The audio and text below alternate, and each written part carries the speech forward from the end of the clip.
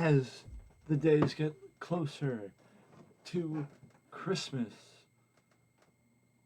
we still have news to get to as the news doesn't cool down, and we got more to talk about because last night on Raw we saw the return of Bronson Reed to the WWE.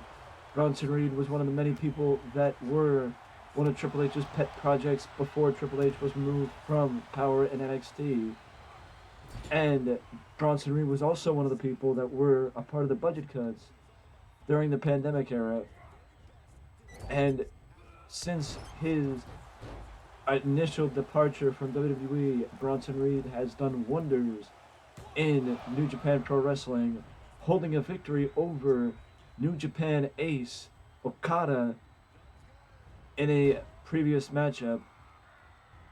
So, I mean, that's not something that a lot of people have. But props to Jonah, or the former Jonah, I should say, the former Jonah, for making a return to the WWE.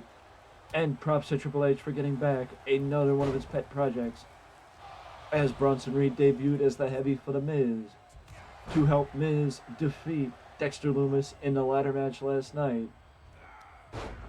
And the question is now, where does it stand for for Miz and his association with Bronson Reed? It seemed like more a business relationship than a relationship that will be consistent.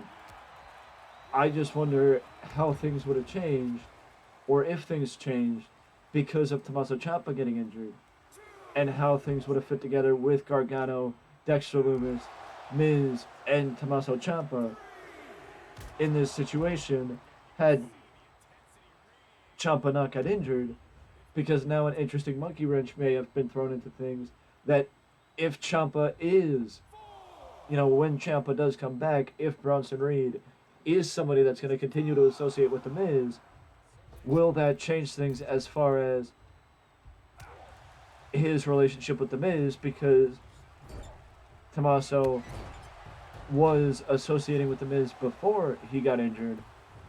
So now the only question is, what happens when Tommaso comes back? Will it be a little bit different?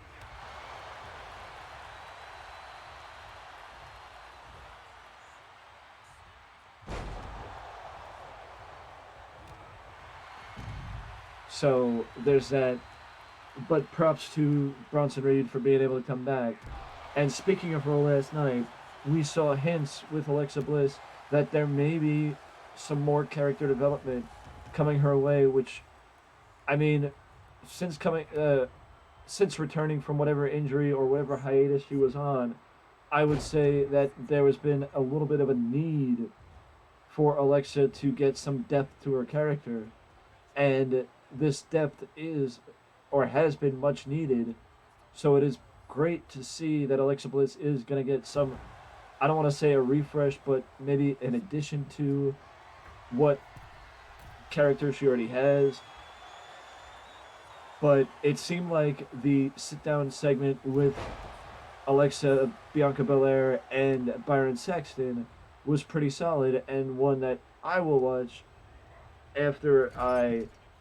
now that I know that it exists, and that I suggest you watch as well, because I think it would be worth your time. But speaking of, they announced matches for the first Raw of 2022, the first Raw of 2023, with 2 title matches announced for the first Raw of 2023. The first being the United States Championship match between Seth Rollins and Austin Theory, which Seth won last week, defeating Bobby Lashley. And the Raw Women's Championship match, Bianca Belair against Alexa Bliss.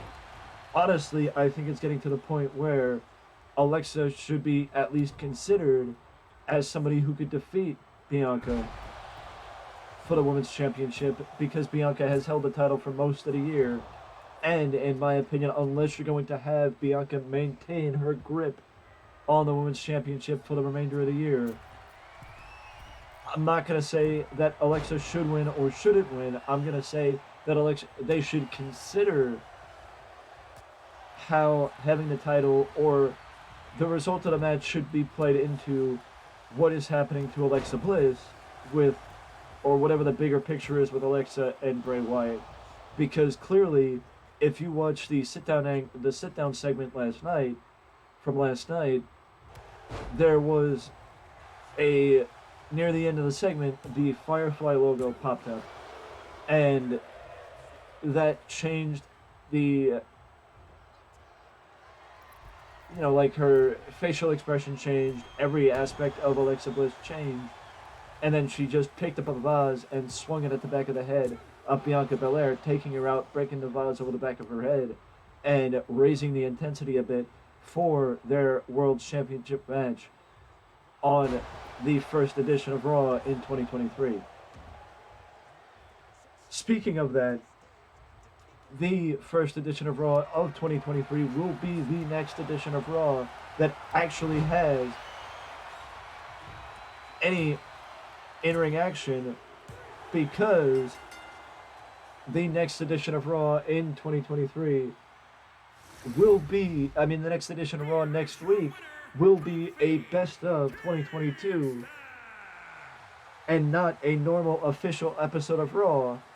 It instead will be a best of show showing the best of 2022, which is something unexpected for WWE and something that I don't remember the last time I've seen, where you don't have an official episode of Monday Night Raw on a Monday night, like a live edition of Monday Night Raw on a Monday night, but next week will be a special best of series, a best of episode of WWE from 2022.